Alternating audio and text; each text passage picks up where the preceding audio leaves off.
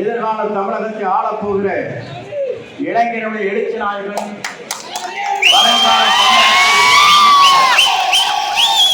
விஜய் அவர்கள் இன்றைக்கு களத்தில் இறங்கி இருக்கிறார். உங்களை பொறுத்தவரையும் இன்றைக்கு நான் எண்ணி பார்க்கிறேன். எங்கு பார்த்தாலும் இளைஞர்கள், எங்கு பார்த்தாலும் இளைஞர் பட்டாளங்கள். இதை வெல்வதற்கு தமிழகத்திலே எந்த சக்தியாலும் முடியாது என்ற வரலாற்றை நீங்கள் படைத்துக் கொண்டிருக்கிறீர்கள். அதற்காக வாக்குகளை நான் முதலில் தெரிவித்துக் கொள்கிறேன். என்னோடு வருகின்றிருக்கிற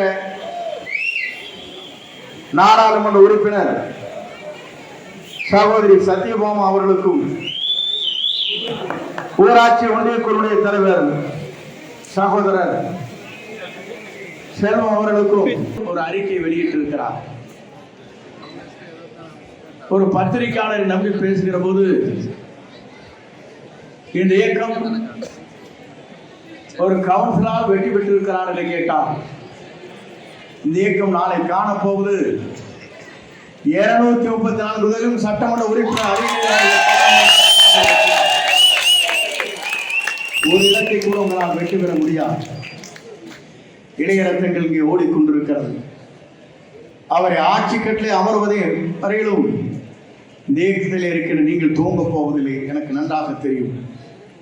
நாங்களும் சில நேரங்களில் இப்படி அழைக்கின்ற போது நாங்கள் எவ்வளவு கஷ்டப்பட்டு இந்த கூட்டத்தை கூட்டுவோம் என்பது எங்களுக்கு தெரியும். ஆனால் ₹1 கூட செலவு செய்யாமல் இவ்வளவு பேர் இங்கே ஆர்ப்பரித்து நிற்கிறீர்கள் என்று சொன்னால்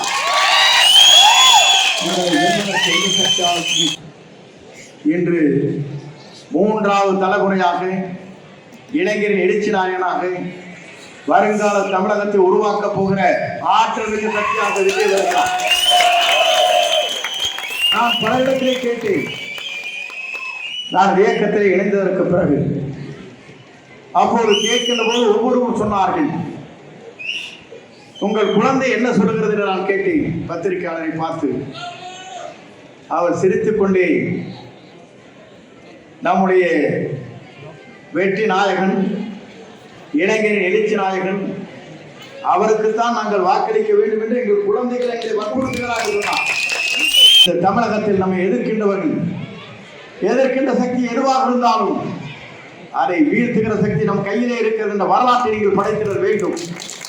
நான் சொல்வதற்கு காரணம், உங்களை போன்ற ஆற்றல் மிக்க சக்திகள், உங்களை போன்ற இளைஞர்கள் எழுச்சி உணர்வோடு இங்கே இந்த இயக்கத்திற்காக தங்களை அர்ப்பணித்துக் கொண்டிருக்கிறீர்கள். பல நாட்கள் இதற்காக தியாகம் செய்திருக்கிறீர்கள். தியாகவில்லை, தங்களை அர்ப்பணித்துக் கொண்டிருக்கிறீர்கள்.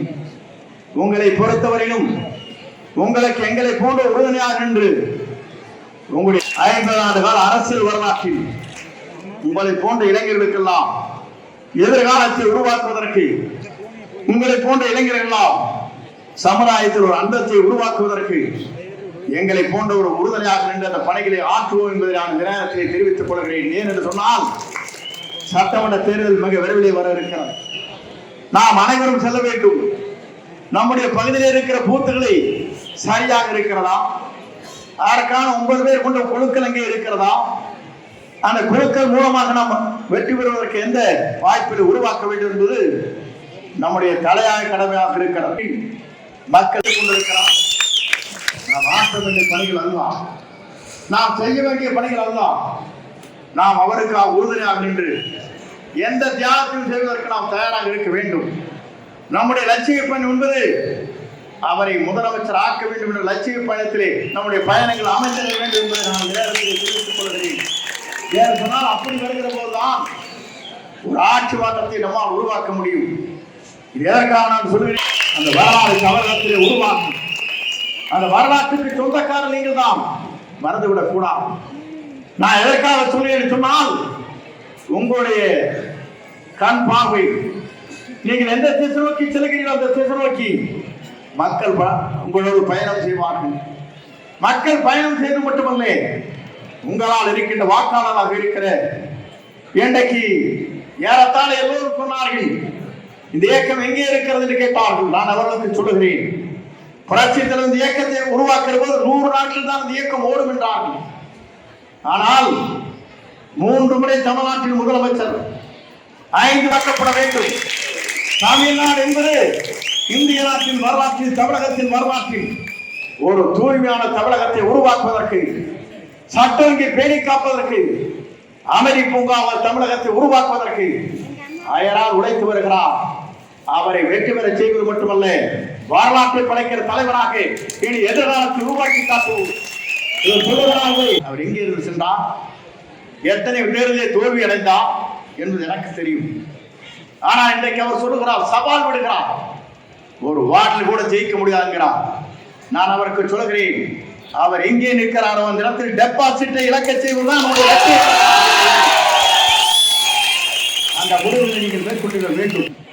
231 ஓட்டு, 231 ஓட்டு, அதை எண்ணி பார்க்கிற போது 131 ஓட்டு விஜய்க்கு வாக்களிக்கப்பட்டிருக்கிறார்.